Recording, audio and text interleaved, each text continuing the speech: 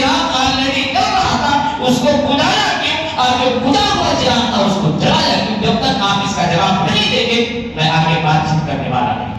کہا جب تم سوال کرتی تو سنو، پہلے جو چراغ جل رہا تھا تو میں سرکاری کام و کاج کر رہا تھا، حکومت کا کام و کاج تھا، پبلک کا کام و کاج تھا، عوام کا کام و کاج تھا، اس لیے میں عوام کے کام و کاج میں گورنمنٹ کا عوام کے پیسے سے تیل جل رہا تھا، سرکاری چراغ جلا رہا تھا۔